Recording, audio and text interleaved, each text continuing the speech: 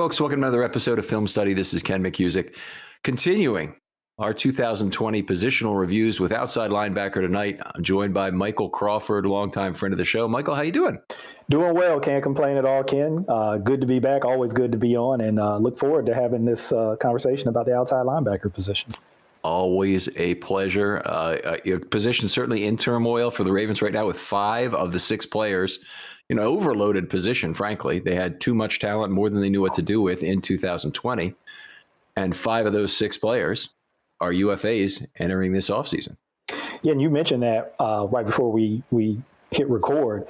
I'd asked you, could you remember a time when they had that many UFAs in a single year at a single position? And you said no. So you're right. It was kind of an embarrassment of riches in a way in terms of being able to get guys on the field and get them snaps in different situations. And now, they obviously have to make some decisions. Very unusual that they let the contracts get stacked up in the way they did here, where at one position you lose everybody in the same year. And Judon and Bowser were a year staggered, but the franchise tag to Judon changed that. Yeah. And now they have 2 guys, 2 Sam linebackers going. I think that's one of the things we really want to hit on.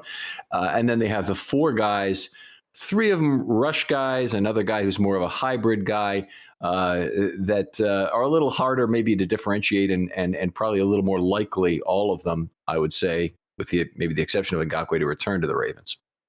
Yeah, it's going to be interesting to see. I mean, the free agent market every year is interesting just because, you never know who's going to be the team that kind of jumps out there and sets the market with a position, whether it's done rationally or irrationally.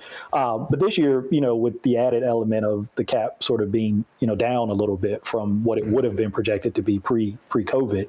And I think I heard it's going to be a minimum of 180. Is that right?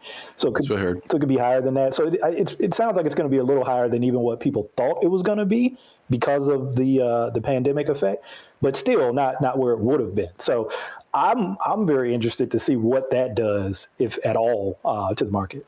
Yeah, now that's a very interesting point you're making. I just want to make sure people realize this component of that. Yes, the cap could slip up from 180, maybe 185. Or it could be 180 as the hard cap with borrowing allowed from future years. But it won't create dollars, meaning those cap dollars over time will be the same. You may be able to borrow from the future, pay them back somehow. That's what the nature of contract changes and whatnot does anyway. But there won't be additional cap dollars created. The owners are not going to give additional money to the players through this process without getting something back, whether that's in terms of long-term benefits that might be costly, pension give-ups or whatnot. So it won't create more money for the players. What it does do is it pays the current players who are in the league a little more than future players are going to be in the league. I'm always cautious about that, but also anybody thinking they can just wait till next year to get their additional money. Well, a lot of that money is going to be pledged away this year if teams borrow against the future. That's interesting. I had not thought about it that way. And it seems like that's kind of been this tension a little bit. Maybe tension is too strong of a word, but between current players and future players. Oh yeah. about that issue in particular, because you're it's sort of competing interests, even though you're all players. You have the veterans and the apprentices, we'll call them, who are in their first 4 years, but they make up the majority of the league, those guys. And a lot of players do not make it to their 5th year, as we know. It's actually it's rare to sign a second contract. I'd love to have the percentage of that, but it's got to be 10-12% league wide. It's not a lot, maybe 15 at the top end. And other guys that hang on with some smaller special teams role or the other things that have kept players along by being in the league more. Those are other manifestations of the existing blacksmiths, taking money from the apprentice blacksmiths, because that's what that does. So you do have a couple concessions from the owners there of basically paying salary that is not cap in the form of those veteran benefit things. But it's a really interesting dynamic. And you wonder how long can they maintain their control over that system? Because you would think, new players coming to the league, they still have a one-man, one-vote system. I know there is pressure from the veteran players, but how do they continue to maintain it? Yeah, I don't know. I wish that I had a good answer to that question. I would, you want to say it's not sustainable, but it's kind of been this way for a long time. So I guess eventually, the rubber's going to have to meet the road. But I guess for the foreseeable future, it's gonna be status quo, I suppose. Yeah. That is one of those interesting things, because if you're in year 4 and you've already been through 3/4 of your apprenticeship, you want to make sure that you get paid off for having waited. So at that point, you're already probably with the long timers, and maybe people in year 3 to a slighter degree are there. But there's a lot of other players in year 1 and 2 who are transient, and they're never going to make it to year 5, and they know it, or they should know it, and they shouldn't really have a problem with more money being paid. But a lot of that, is heaped first round money, and then the general masses don't really care about protecting the rights of that quarterback who's drafted number 1 and wants Jamarcus Russell money. Right. They want, Matthew Stafford money. Either way, but whether well spent or not, it's anyway, let's move on. We're not going to solve which is the one true faith tonight. All right. So let's go OLB by OLB. Take us through, Michael, and start with whoever you want, and we'll go through in your order. All right. Well, let's start with Matt Judon. Obviously a homegrown product.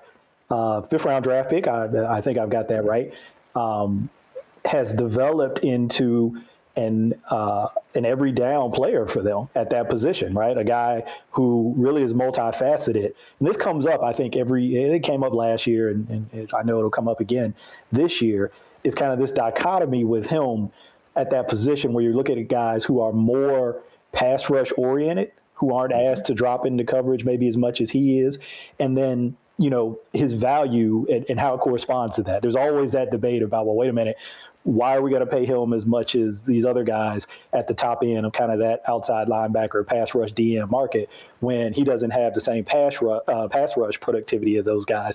But then the counter is, well, he doesn't have the same opportunity as those guys because he's asked to do other things and doesn't get to, sort of pin his ears back and just, purely rush on as many snaps as those guys. And even when he does rush, an interesting point I heard somebody made recently, I think it was Chris Long, former Patriot, Philadelphia Eagle, longtime Ram. And he talked about the Ravens system, and he said, in his opinion, this is just his opinion from, looking at outside in as a pass rusher, he thinks guys' pass rush numbers actually go down when they come to the Ravens because of their system. Yes. Yeah, that's right. I would agree. I mean, obviously, with Judon and Bowser, it's most clear because they are Sam linebackers, and a lot of the scheme that Martindale uses is to generate pass rush by scheme. And the most flexible pieces in that are the 2 Sams, both of whom can drop to cover, create all kinds of pressure from off the slot, other inside linebacker positions. They're a victim of their own success. Bowser really, because he's the best coverage linebacker on the team, bar none. And Judon, who is also better than the inside linebackers the Ravens have, with the exception of maybe Fort, is a better coverage player, and so he has more value in that way. There is something else going on, though. Matthew Judon paid only 52.5% of the snaps this last year. That's down, and it's been down for several straight years in terms of dropping to this low level. The question I have is, are any other potential signing teams looking at that and saying, you know what, it's really not the productivity, because your per snap productivity is fine. And I think that's, by the way, is pretty true. The pass rush productivity per snap is pretty decent, but it's your total snaps played are not enough. Yeah. Now, could that be, we talked about it just a few minutes ago this year. I'd have to think back about previous years to see if the same holds true. But could it be because of the other players they have in that group and having to try to get other guys on the field?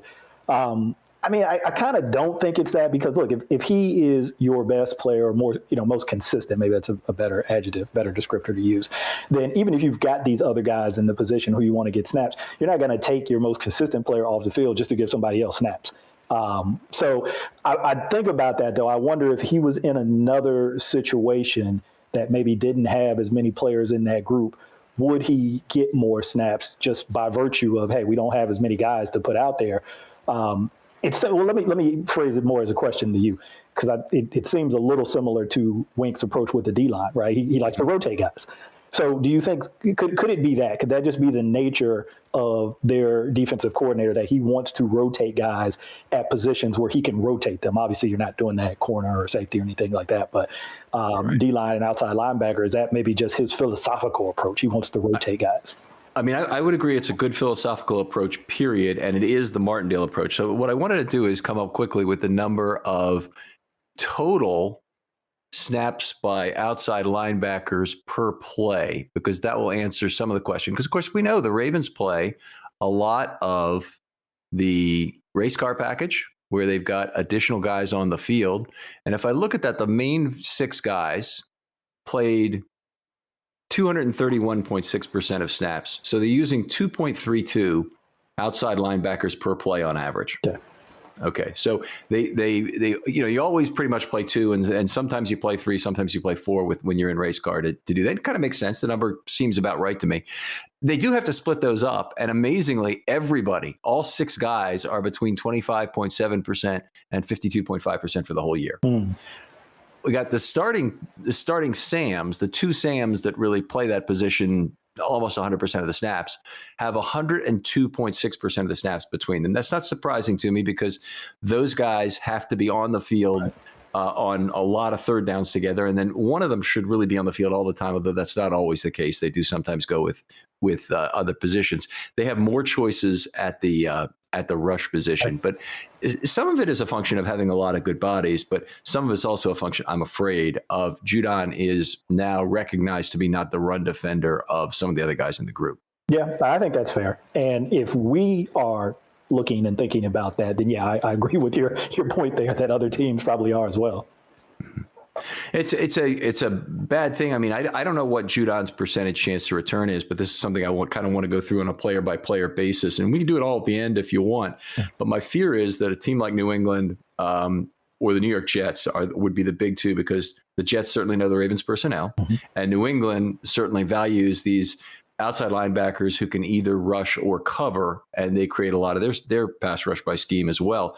They have a ton of money to spend, and they are prime landing spots for Matthew Judon.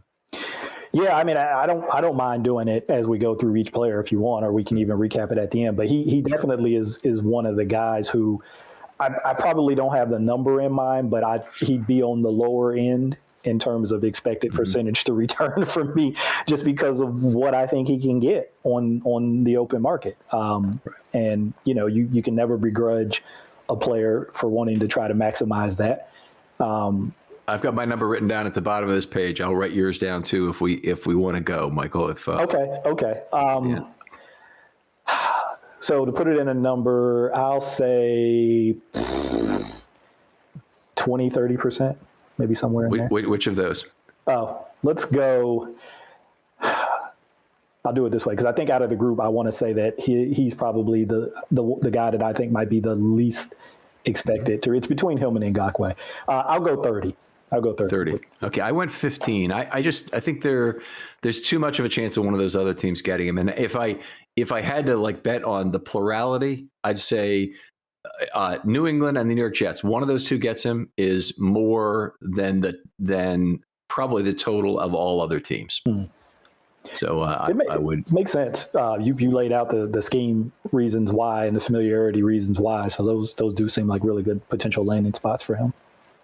All right. I've liked Judon, what he did this year. I thought this as a standing player, he was an incremental threat. He has the quickness to do a lot of the looping that works well with some of that underneath play we've seen on stunts. Even when he rushes from level 2, it's sort of like a stunt. It's really, I guess it's technically maybe a cross blitz. Is that what they call it? When a inside linebacker crosses to find a different spot along the line of scrimmage? Yeah, it could be a cross dog. I mean, it just depends on where he's coming from. It could be inside sort of cross. He could be crossing from outside in. He could be looping. We could get crazy with it, like going into pirate stunts and stuff like that. But yeah, they just, the names vary. How football terminology is. All right, fair enough. So Judon, anyway, did a lot of good things, I thought, standing up at inside linebacker.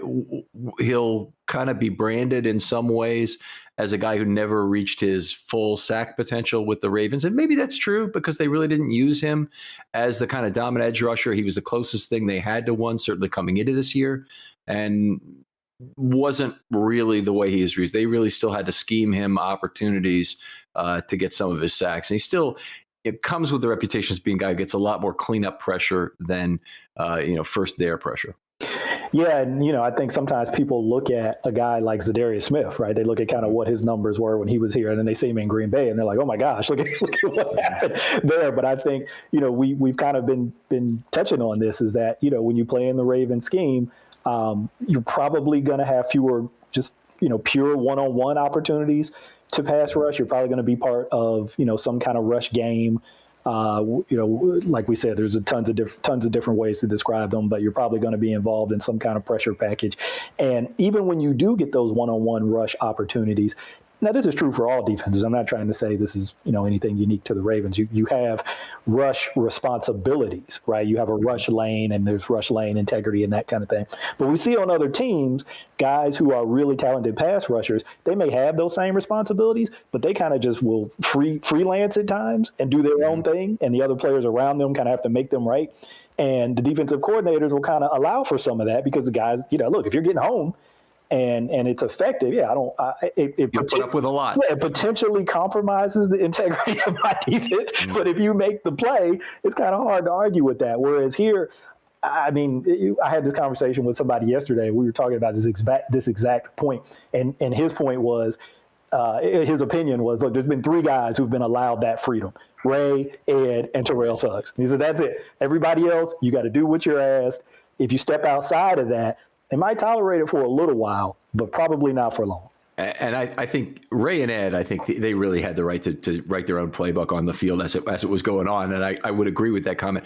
With Terrell Suggs and with Judon as well. Judon, as soon as you have a clear division with a guy who you want to drop to cover a lot to facilitate other pass rushes, you can't ignore that responsibility. No. And if that's 25% of the snaps or whatever it is for Judon, I think it might have been 20 this year, then you really can't do that. There's very few Sam linebackers who have that much responsibility. I felt like Suggs was more of a sniff it out like a bloodhound, kind of a down lineman more than anything, really almost a defensive end, where he would, if it was a screen pass, he just knew. And once in a while, he'd say, you know what, I think they're going to wide receiver screen left here. I'm going to do my dip and jump move against Roethlisberger and whatnot. So had some cool things that he would do. But he was a special player, boy. Incredibly special player. I know you and I have reminisced about him. That's a whole nother podcast. We'll do that. We'll make sure we get that one done. Okay, who's next? I think we will go with Tyus Bowser. I'm going to go right down the row. I think it's fair to do it that way. Okay. We're talking about Sams, right? People, linebackers playing that Sam position. So he's the other guy who played it. And you mentioned probably the best coverage outside linebacker, maybe arguably the best coverage linebacker in the NFL and on their team, whatever, platitudes you want to give him. He certainly has shown that, right? Going back to even his rookie year. And then again, we saw it a couple times this year. I mean, I'm thinking right now about the interception in the Cleveland game, the second Cleveland game. It's standing out in my mind. Stretched hand, is that the one that one-handed pick out stretch? I think so, yeah, where he kind of shows a rush, but then drops back into the flat and, kind of gets out there and grabs one. So, yeah, just a guy who has had that natural coverage ability coming out of Houston, really. He actually did, a fair amount of it in college as well. Has continued to develop as a pass rusher. I think that was something where he maybe a part of his game where he kind of had the most growth, potential there. A guy against the run, too, who maybe is going to play the run a little bit more with athleticism and quickness than just like sheer power, right? But I think he's gotten better in both of those areas in terms of pass rush and defending the run. So obviously there's going to be a market out there for him. He's a very talented guy. Yeah, I think so as well. And, he had 14 quarterback hits this year, which were his highest, and his sacks dropped to 2 at the same time. So he had 5 sacks in 2019. There's going to be a lot of people who look at that season and say, well, he was really better last year. Well, no, he wasn't. Right. He was a hell of a football player this year in a whole lot of ways. And unfortunately, I think there's going to be another team that realizes it. And once again, I think the two teams I mentioned before are the two that are the most likely to get him, the Jets and the Patriots. Again, understanding the personnel in terms of the Jets case and understanding of the scheme in terms of the Patriots case and cap dollars to spend, like there's not that many teams, make them the most likely places for Bowser as well. Yeah, and just when you look at him and look at all the different things that he can do on the field, that's extremely valuable. And I think sometimes when you look only at numbers like pass rush numbers, like sacks and stuff like that, you can lose sight of the fact of just how athletic this guy is. I mean, if you go back and look at him coming out and testing at the combine, one of the most athletic guys at that position, not only that year, but like historically, this guy's like super athletic. So those guys are coveted around the league, right? When you have those kind of players who can move the way he does, who can do as many different things. We didn't really touch on this, but both he and Judon contribute on special teams as well. So you've got these guys that are all around linebackers, right? They do it all. They're not just pass rushers. They're not just run defenders. They're not just coverage guys.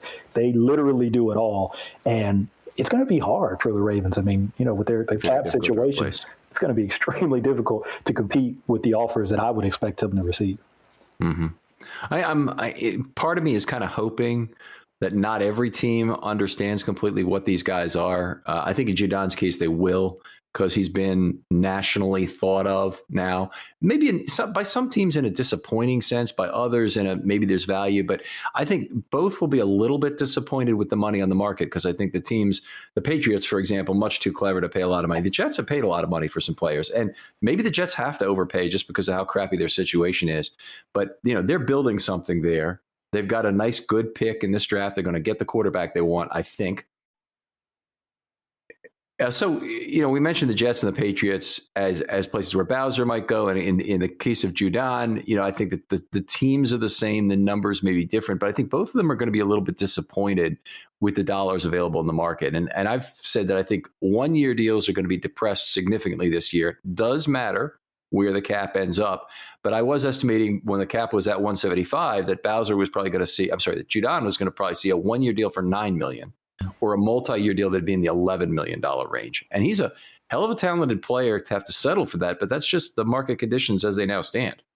And with Bowser's case, I think it's going to be more like he's not quite in the middle class because he's above that, but there's really questions whether there are two bidders in there, particularly after Judon is taken by maybe one of those two teams, at the $6 to $8 million level, whether he ends up with 4 years for $25 million, or maybe he ends up having to take 1 year for $3 million, or 2 years for $10 million or something, just to ensure his own financial security, which would be a reasonable choice. I would hope the Ravens could get into the bidding at a reasonable level on that, and give him. Maybe it's 3 for 14, 3 for 15, 3 for 16. If they could arrange something like that, I think they do very well to sign Tyus Bowser, and regardless of their own cap needs and shortages on their own end. Yeah, because I sure would love to see him stay. I mean, obviously, I'd love to see both guys stay, but I understand the practical reality that's not going to happen. There's a chance you have one or the other, or a chance you have neither. But if you've had this conversation with some other folks too, like if you had to choose, right, between Judon and Bowser, which one would you want to keep? And I'm like, I don't want to choose. I want them both. But I guess if you're looking at age, that kind of factors in.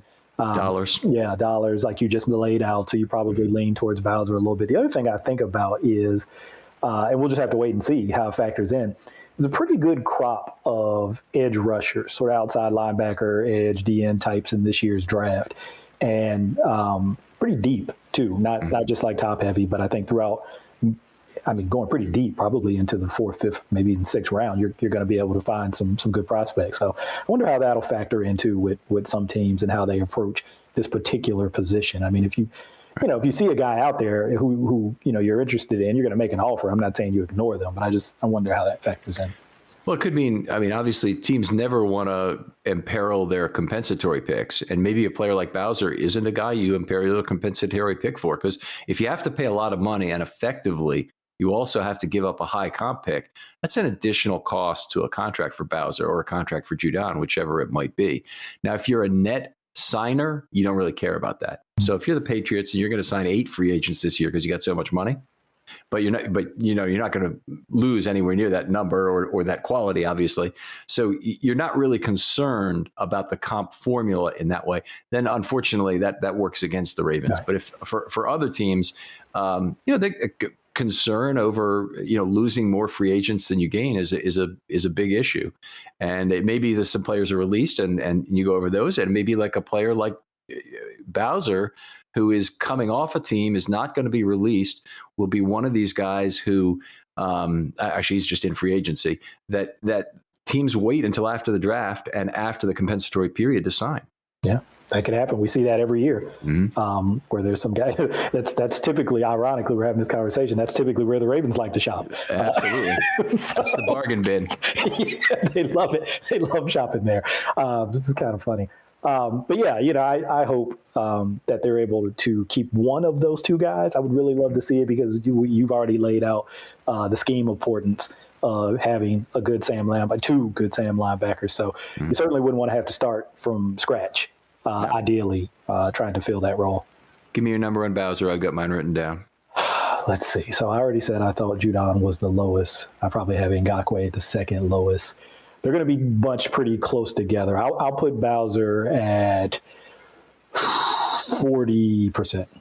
Okay, I said 35, so we're pretty close on him. That I'm a little bit fearful of what the market might be for him, but yeah, if the longer it goes, the more likely he is to return. I think that'd be the good news with Bowser. That if no one signs him in the early part of free agency, then I think the Ravens will have succeeded in whatever. Take it to the market. We understand, we really value you, but we can't pay you the top dollars. So we encourage you to get the highest value you can from the market, and then come back to us. Yeah, and we've heard Ozzie. I know Eric DeCosta is obviously the GM now, but he's obviously learned under Ozzie, and we know Ozzie, that's been his approach for a long time. Like, hey, go out there and see what you can get on the market.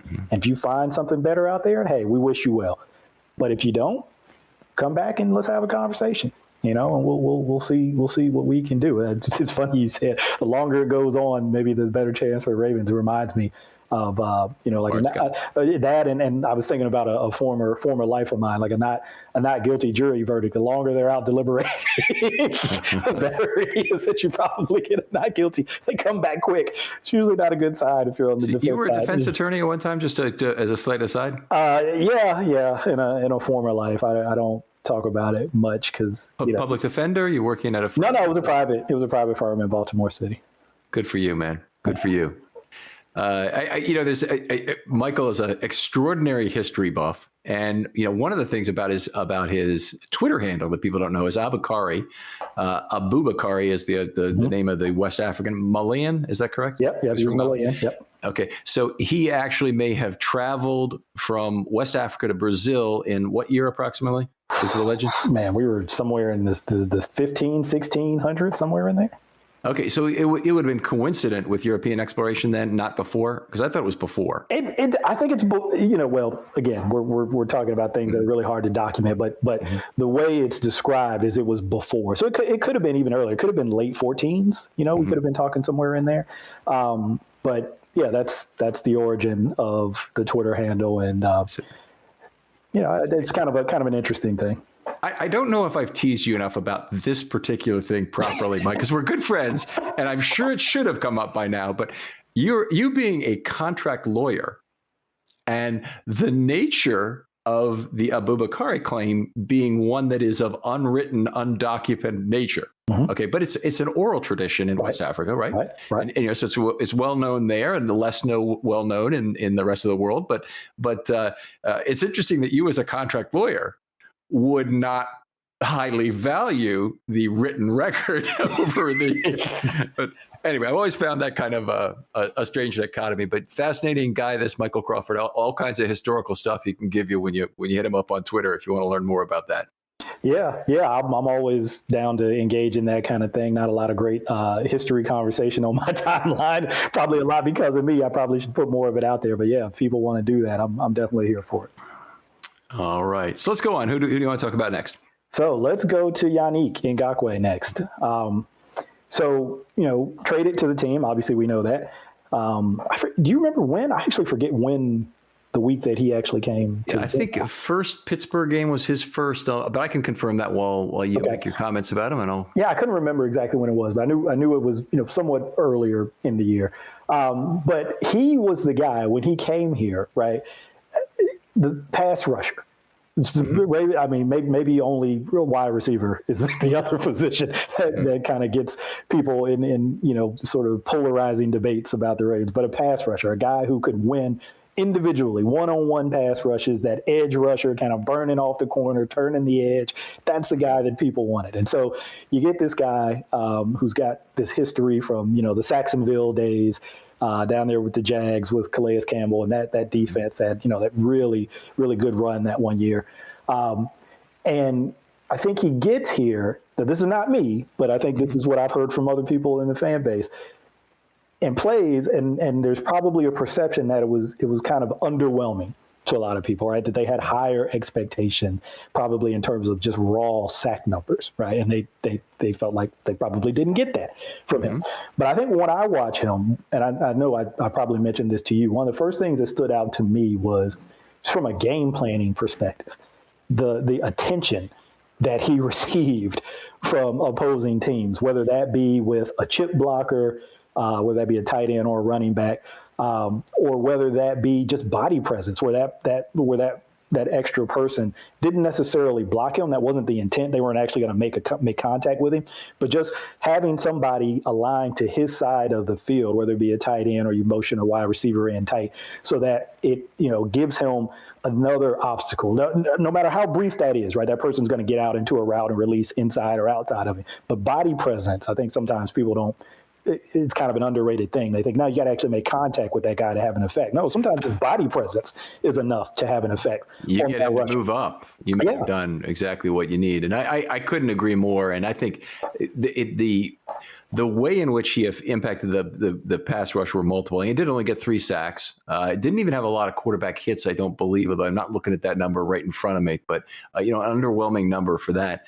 But frankly, he creates a huge fanned out B gap, which works very well with the other Ravens pass rushers. It's almost like you've got a 1-man line of scrimmage and then a 1-on-1 line of scrimmage and then a 4-on-4 line of scrimmage at the rest of the 5 positions if you rush 5. Mm-hmm. And that's a lot easier to pierce that and to get pressure, in fact, up the middle pressure pretty much on the quarterback with that option. So Yannick Ngakoue almost always used his left arm to rush from the left offensive side, like to get that hand on the left tackle and chop or push with that arm to maintain contact and go around. But Yannick Ngakoue usually loses the rep as soon as he went to the second hand. Not much of a bull rusher. And the only way he otherwise won was on a few counters to the inside. But that's really not his strength. His real strength is that chop move and making that first contact with that left tackle by, 1 is longer than 2 method with that left arm.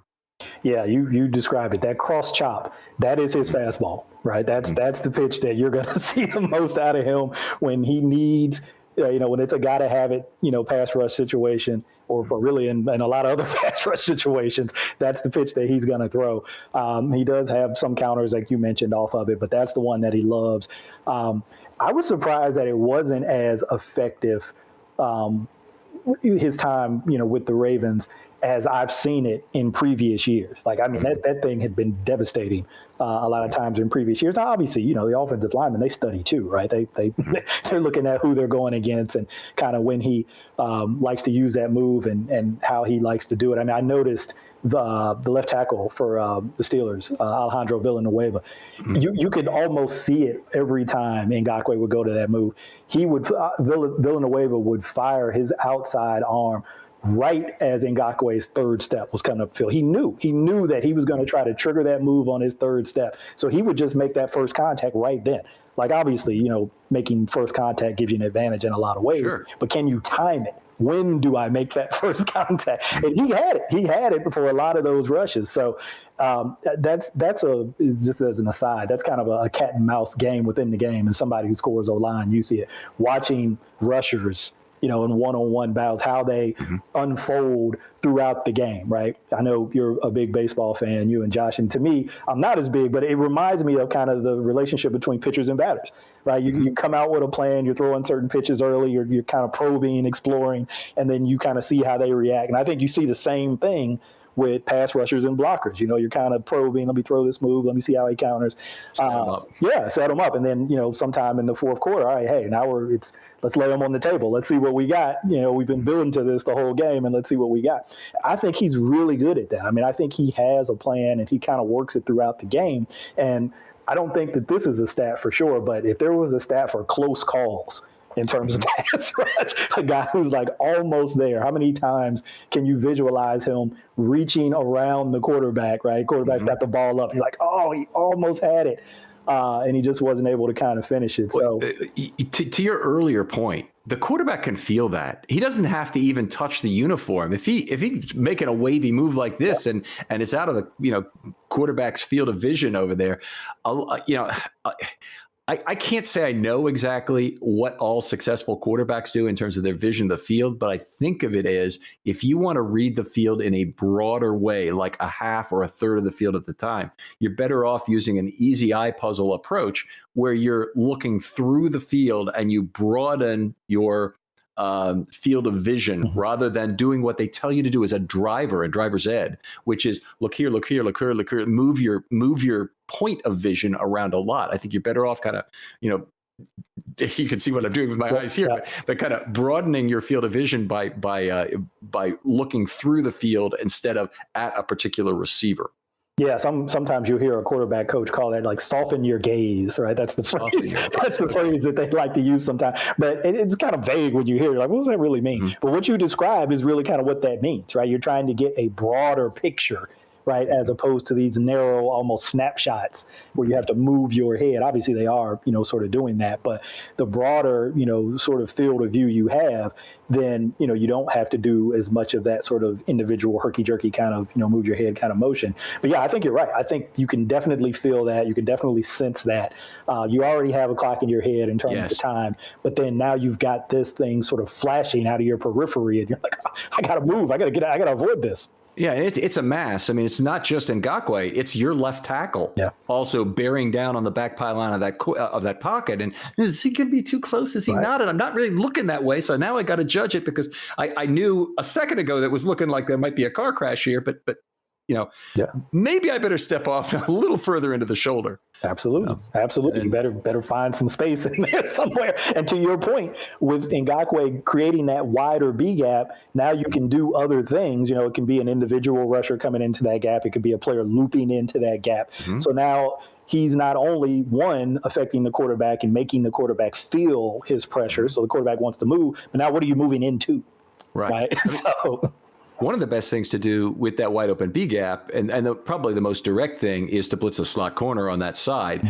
And there are cornerbacks who are just love to do that. So that slot corner usually has to make a call to come B or C gap based on where that initial fan is working out on the play. Now I don't know how they set it up in advance, honestly, on the play, whether that the outside rusher is directed to get more upfield and allow that B gap rush, or whether it's just left to the action of the play and the slot corner has to work off what he's seeing in front of him, which seems like the more natural thing. You wouldn't want to screw up your major pass rusher to get your slot corner a little bit better opportunity. It seems like that would be kind of letting the cart drive the horse, in a sense. Yeah, and you hear about that when you listen to defensive line coaches or defensive coordinators. They talk about camp rules, like going back to training camp. So you have some base rules on how you want to see that rush executed, but that's training camp. When we get into the game, like you said, you want to let players' natural ability and their instincts, what they see in the game, you want to let that control.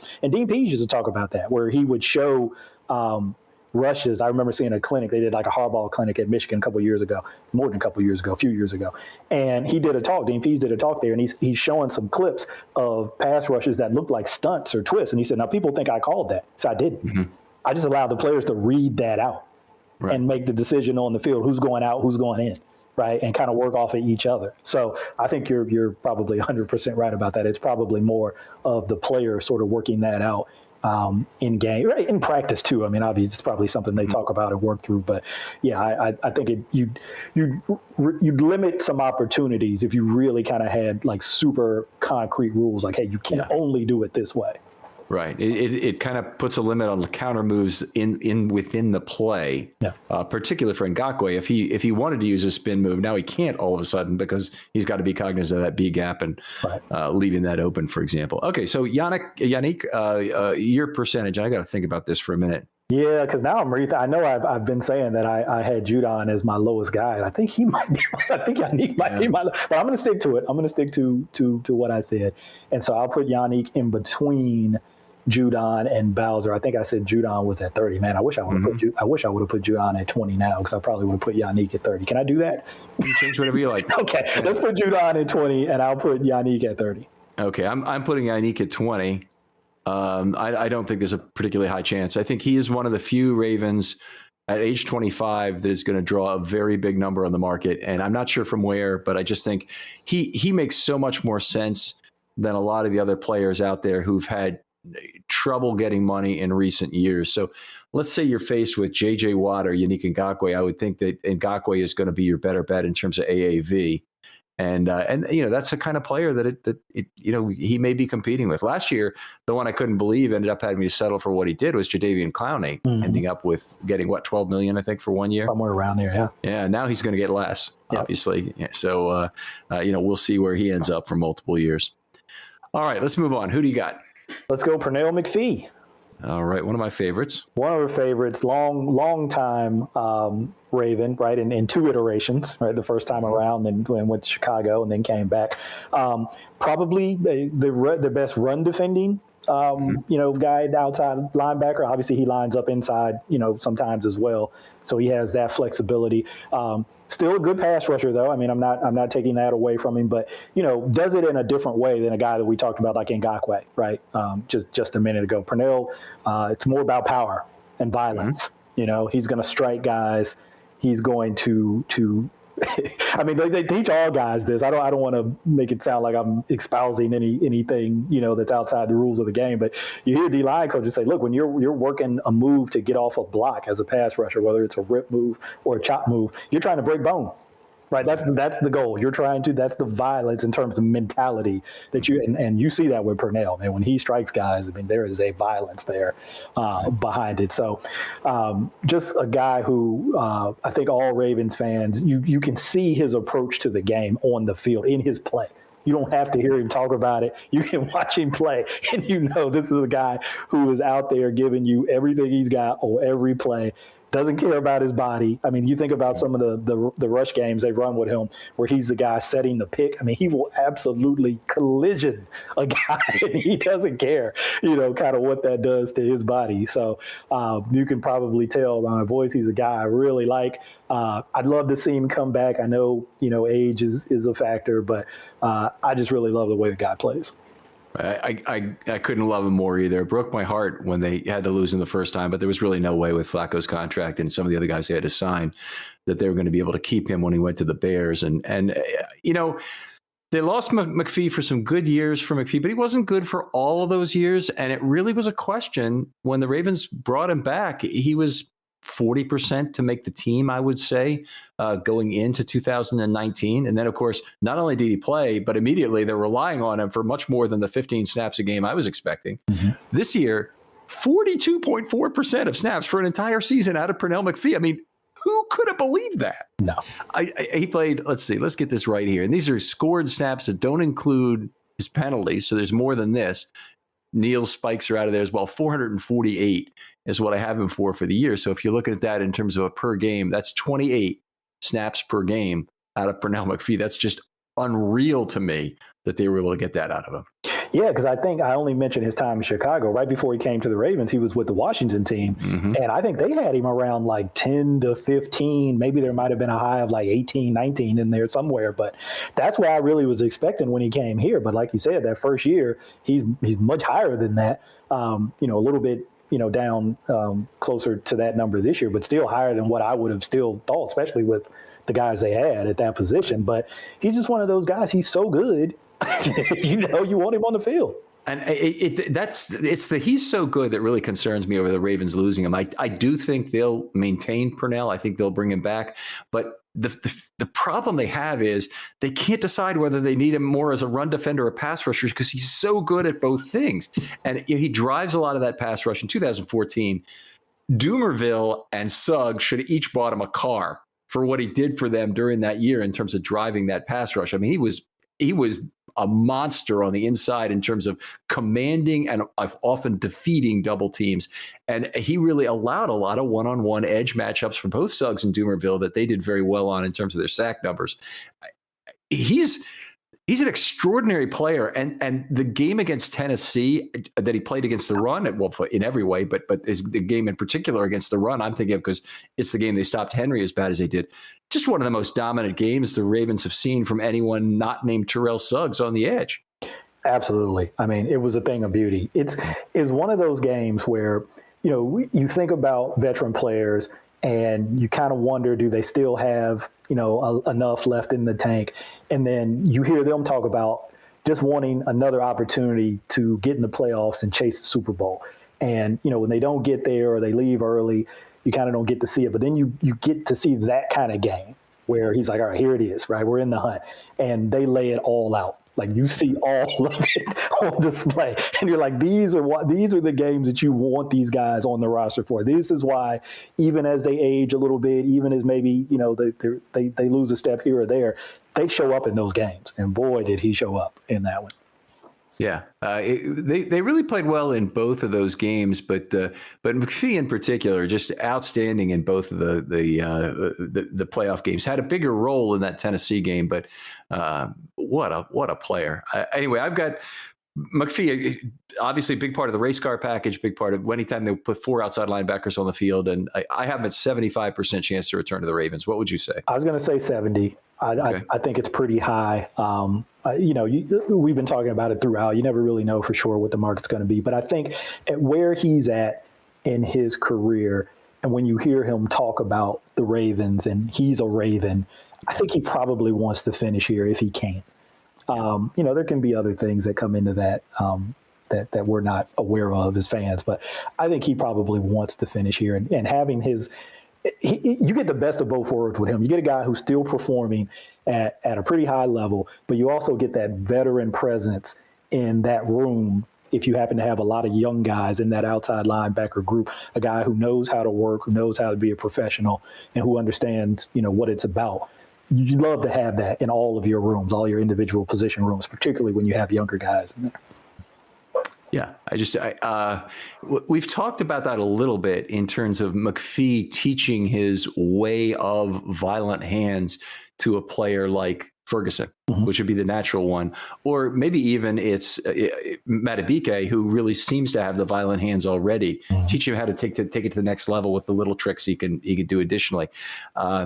You'd love for that. It's not always a natural thing. No. That one player really wants to show all his tricks to the guy he's competing against. And you see some of this in a player like Ward is a guy that I think we've seen more of the I really need to cover myself first and make sure I'm on the active game day roster on a regular basis. And he's right. He does. He needs to be on the active game day roster. He needs to figure out how to do that. But love McPhee, and I really hope he's back. I think there is probably the best chance of any of the 5 free agents. So let's go on to number 5 in the free agent list, and that's Ward. Yeah, so Jihad Ward, a guy who you just mentioned, needs to be on the field. I think there's kind of a weird thing going on this year. I can't say I really understand what was going on, where he's getting some snaps earlier in the season, then is inactive for a number of games, right? It wasn't just like one game. It was like a number of games. And you see him tweeting about it. He's unhappy, that he's not playing, he's not on the field. And then he's back on the field and he's playing well again. He's probably in that same category in terms of a run defender as McPhee. I think he's pretty good against the run. He's better as a pass rusher, and this goes back to last year. It really caught my eye last year. You don't necessarily see it in terms of sack numbers, but just in terms of a guy who understands how to rush the passer. Right? He has a plan. He knows how to use his hands. He knows how to counter. He knows how to set guys up. So he's an efficient pass rusher. Does it always result in a number in a counting stat? No, but he's a guy who understands how to rush the passer, and I think that has a lot of value.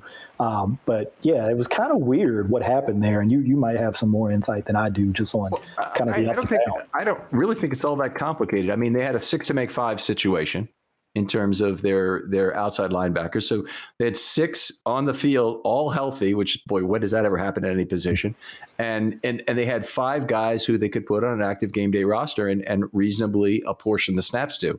And as much as you want to keep everybody rested, I mean, it doesn't make sense to carry six outside linebackers on game day. The Ravens had him mistakenly or deceivingly, I'm not sure I had the word I want to use, labeled as a defensive end on their roster. And he is no interior defensive lineman. He plays there only on passing downs. And the acid test, by the way, guys, and this is the way I define it anyway, but it's the acid test to me, I'll say, is where would the guy line up if you're not sure the opponent is going to run or pass? And the only place that he would line up, if you're not sure, is a standing outside linebacker. He only gets into that 3-point stance on passing downs the way McPhee does, and when he's kicked inside. So I think with Ward, they had him mislabeled the entire year, and people keep coming to me with these things about, is he a defensive end or is he an outside linebacker? Well, it's the Ravens public relations staff has put together that roster, and they've got him mislabeled for the whole year. But I thought his close to the season was excellent. He really put it together at that point. We saw in 2019, he was part of the bailout crew that got the Ravens through that 49ers win in terms of getting the run defense back once the team had lost McPhee. Right. And they didn't have a lot of run options, and Ward was a good one. And Ferguson had not grown into the player he is now in terms of being a run defender. So I think that Ward was certainly ahead of him at that point. And in that 49ers game, we really remember him coming in to set the edge in that second half, and that being the trigger to shut down the 49ers outside run game. Yeah, I remember that game. And I remember when they were able to acquire him, I went back and looked. I think he was drafted by the Raiders, played a little bit there, and then he was with the Colts. And I remember watching the snaps in both of those places, and he was only used as a hand in the ground D lineman. Like, he didn't play any outside linebacker. Now, a lot of that probably had to do with their systems. I think the Raiders were more of a 4-3 base kind of, and the Colts are too, obviously. But I only bring this up because it surprised me that he had that sort of versatility. I really didn't, look at that and see on film, okay, yeah, you can stand this guy up and he can play that way. I really just didn't see that coming. And then he gets here in 2019 and he does it and looks really natural at it. And you're like, okay, this is something that was kind of unexpected to me. But I think every time I've watched him play, he's always just been a really solid, kind of reliable option for them. Just, there's nothing particularly flashy. He may not be like uber athletic, but he's very effective in what he does. He knows what he's doing, and you can count on him, right? You can put him out there and you're going to get good reps, good snaps out of him. Yeah, I mean, I agree. He's not a guy that the Ravens have had drop to cover a lot, but he can do a little bit of that for you. He does primarily, he's there to rush the passer and set the edge. Those are his 2 things. And hey, if you can do those things as an outside linebacker, that's pretty damn good. It's pretty good. Yeah. All right. So that's 5 of our 6. Ferguson, the last one, the only guy remaining under contract. So I think we can put him down for 100 on both of our lists. But where did you put? Where'd you have Ward? See, I think if it were up to the Ravens and it were a matter of money only and the relative offers, I think the Ravens can match anybody on value for Jihad Ward and probably give him an opportunity that's about as good as he can get. But I think what Ward is going to say is that another team which doesn't have a big stack of outside linebackers in front of me is going to be a better opportunity for me to get a new contract after 1 more year. So he might say, if I'm signing a 1-year deal, it might be somewhere else. So I think the chance to re-sign Ward is more like 55 and not 100. The Ravens have need, and they may be able to convince him that that's enough, but it's not going to be a big money deal. It's just going to be a little bit more than the vet minimum probably. Maybe they can figure out a way to make it a 2-year deal. But, it's to me, 55 is about the right number. Yeah, I was going to put it at 50. And for the same reason, in terms of 50% likely that he's not here, because sometimes when those kinds of things happen during the year, you wonder if it's just kind of regular bump in the road. Hey, they weren't using me the way I wanted to be used. I wasn't getting playing time, but then I got playing time, and we kind of worked through that, and it's in the past. But then other times you wonder if it's just there, and the player's just like, I'm not going to forget about that, and I want an opportunity to go somewhere else. And I kind of get the feeling it might be more on that end of it for him. Where it was like, I understand I got back out there towards the end. That's cool. I'm not going to forget about that. And he might hold on to that a little bit, I wonder.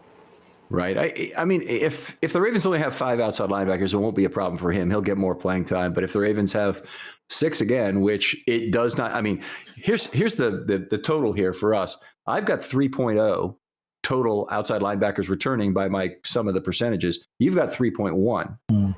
And that's a lot of ground to figure out. You need 2 players effectively in either case that have to come from some combination of the draft and free agency if they get the expected number of players back from this group. Right. So I don't see them drafting more than 1 edge.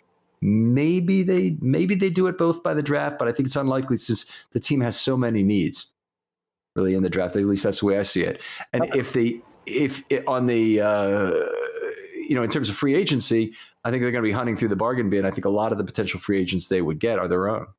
Yeah, I agree. And I think I'm not breaking news by saying this, but obviously what happens in free agency may have some impact on the draft strategy. Because if they don't get a guy, or maybe even if they only get 1 guy through free agency, I kind of thought they could maybe double dip at that position in this class just because of how much depth there is. Like I didn't think they would necessarily need to invest like a premium pick per se. Maybe one of them is a second or a third round pick, and then maybe one of them is a later pick. But I could see them kind of doing the thing what they did with the inside linebackers last year. We kind of double dip. But who knows? I guess we'll find out though, right? Yeah, that would be a real swing for the fences double dip if they did like a 1 and a 3 at edge. I really don't see that happening given, other needs that are there on the team. And we could go through this real quick, but they have, wide receiver, offensive line. Yeah. I mean, they've got to find, I think, another backup tackle, regardless of what the situation is with Brown. But they might really need an offensive tackle in terms of a developmental guy that they need to concentrate a higher level pick into, a higher round pick in. Yeah, I think we've learned from the Super Bowl. As somebody who scored offensive line for a long time, how important the offensive line is. But look, Patrick Mahomes is a generational talent. But you don't have people who can block for him, it almost doesn't matter. Yeah, I think we even saw some of that against Buffalo. Obviously, I think the main consideration for me with the Buffalo game was the wind. Lamar Jackson covers a ton of sins for the offensive line, an unbelievable amount of sins. Yeah. You can have a lot less of an offensive lineman, but you can't have no offensive line. They still need to run the football, and they need to do some things well. So they'll do that. All right. Let's see. Anything else we didn't talk about that was on our list to do today? Let's just be as unprofessional as possible and see if we had anything here. Sam, flexibility we really talk about. We talked about a little bit about the competition or signings. I think we've got it pretty well here in terms of where they have to do. One thing you did make a point that I wanted to respond to is that how the free agent market goes is not necessarily how their free agency goes, because they may decide we don't really have anyone up to the draft. It's really how their players are able to go out and what they're able to command in the market, because they might draft one less if they know they can then return to the bargain bin and other outside linebackers too who are not getting paid, and go to those guys after the draft and say, hey, we can still get some players here. Yeah, absolutely. And we know I'm not saying that other teams don't do the same thing. I'm sure they do. Mm-hmm. But just, focusing on the Ravens, we know their player acquisition period is long, right? It's not just free agency. It's not just the draft. It's not just after the draft. Sometimes it's into training camp, preseason, week 4. Week 4. I mean, so they're always, acquiring players. And so who knows, how that position is stocked. Even after free agency and the draft, you're not going to necessarily know that's the end of it. Yeah, it's a great strategy. I love it from a GM perspective. Is extending the period and continuing to keep valuable options on the table. As soon as you sign that guy and you sign him for $20 million for 5 years, kind of thing, well, you've actually taken options off your own plate in terms of the draft, in terms of what you can get out of the bargain bin, because now you can't offer that guy as many snaps, in terms of what you could go to in season where you might be able to trade some valuable asset you have in terms of either a young player or a draft pick to get a player at that point. So I love the Ravens thinking, and it's long in terms of when they'll acquire somebody, it's also long in terms of their thought over multi-years, that they're going to value draft capital ahead of how other teams often do who are a win now team. And there are plenty of ones that are going in both directions right now, but I think the Chiefs, the Saints certainly this year, the Eagles when they were not winning this year, were all win now teams. And the Ravens just never been their philosophy.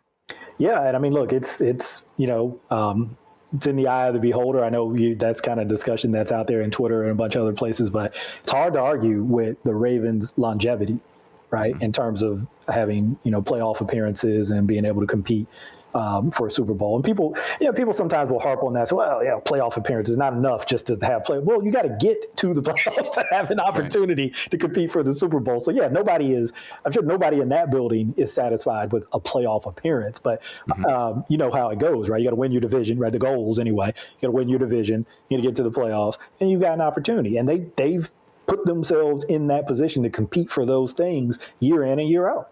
Yeah. What I find is helpful. Actually, I don't find it helpful because I tried to do it recently. It didn't work.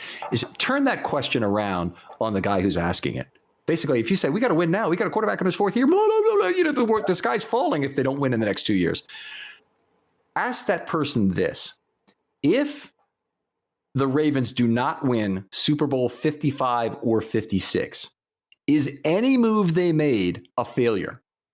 Because if that's the only way, well, there's only 31 failures and one success every year. If you then redefine it as, no, I want to see at least a conference appearance. Well, I think the Ravens' long run strategy is going to generate more long AFC championship appearances than just about anybody. Right. I think their long run is better for that. It might be better for getting them to the Super Bowl and winning Super Bowls, but it certainly will give them regular opportunities to win the Super Bowl with this kind of a long-term focus and getting the playoffs regular. Yeah, I mean, look, and I think everybody understands the way that contracts work now, that, if you have a quarterback who's truly, a franchise type quarterback on a rookie deal, that's the ideal situation. And you want to try to chase that championship during that window, of him and his rookie deal. But there's more than one way to do this thing, right? It's like anything in life, right? There's more than one way to do it. And we've seen teams do it the way that you just talked about, the win now, and not be able to reach that goal. And we've seen teams do it, the way the Ravens do, and are at least in the hunt for it, right? Did they accomplish it? No, but like you said, neither did 31 other teams. So I'll take it. I'll take their approach any day of the week. Just me personally, and that's saying something, because I think I'm a little more risk tolerant. So I'm kind of surprised that I'm saying that, but I'll take that approach. Your judgment's excellent, Michael. Always one of the people I really trust on that and many other things. But Michael, always great to have you on, my friend. Anything you'd like to plug now? Anything you're doing? We want to talk about the run show you just did. You want to talk about that a little bit? Sure. That's going to be coming out soon. I did it with Josh. I call him Josh Ilm because I have a hard time pronouncing Josh Mastyko. There you go. You're better at it than me. But he's also on Twitter at Yoshi2052, 20 for Ed Reed, 52 for Ray Lewis, obviously.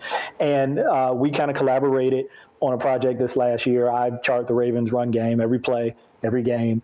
And then Josh, who really did the part of this that really amazed me, because I could have never done it from a technology standpoint, was able to put that into a really easy to use user interface, kind of a graphical interface, where you can filter different things. You can use sliders to kind of adjust different information about the run game and really dig into it and learn as much as you want about the run game, or use it to come at me and say, hey, you don't know what you're talking about in your charting. Whatever you want to do with it, it's there for you. But we did a show with you, Ken, and that's going to be coming out soon. It was a lot of fun. Yeah, it's actually, it will have been out before this episode airs, because it'll be out on Monday the 22nd, is it? So anyway, take a look for that. And what I'd say is, if you listen to that in your car, please go back and don't just look at the podcast. Look at the video, because Michael does a great job explaining a lot of things about the Ravens run concepts. And we didn't have the opportunity to go through all of them, but we have the opportunity to go through some. And then you learn a lot about, hey, what does a pulling player do, and what's he looking for, and which gap is he responsible for, this sort of stuff. Some great plays there that are a lot of fun to look at. And then the stuff from Josh is another level to this. And it adds a visual component. Now, Michael already had the visuality of the clips, but Josh adds the visuality of the data, which is really nice, and visualization of the data, I should say. And then the other thing it's just done at a remarkable level is the ability to slice and dice the data in different ways, which effectively put the whistle in the troublemaker's hands, as I call it. All the naysayers who say, wait a minute, did you consider taking out the top 10% of win probability circumstances? And I, unfortunately, I'm one of those guys. But when I look at that, I always think if they didn't carve this right, they didn't do it right. But it would allow me to go in and be satisfied that, hey, this really works out. But, a team like the Ravens has a lot of very extreme situations. And he appended all sorts of data from the FastStar database. So, a fantastic combined job, 10 out of 10 in terms of studies I've seen on the NFL. Just really cool information and a ton of work by Michael, probably hundreds of hours of putting that together in terms of watching the video, I'm guessing. Don't tell my wife and kids. All right, we still keep the secrets from her. That's probably not a good thing after all these years. No, probably not. All right, folks. So positional reviews, we'll be doing free agency reviews next on this program. Still looking for a few people to do those, by the way. If you're out there listening, you say, boy, I really want to talk about one free agent group, send me a thing on Twitter and I'll fit you in there or possibly in the draft if you want to do that. Otherwise, Michael, we really appreciate having you on. Yeah, no, it's great. It's always great to be here, Ken. We don't get to probably do it as much as either one of us would like to, but when we do, it's always a great time. It really is, and you can tell it in my voice. There's the difference in the excitement level when you have Michael Crawford on. Just love to have it. But thank you, Michael, and we'll talk to you next time on Film Study.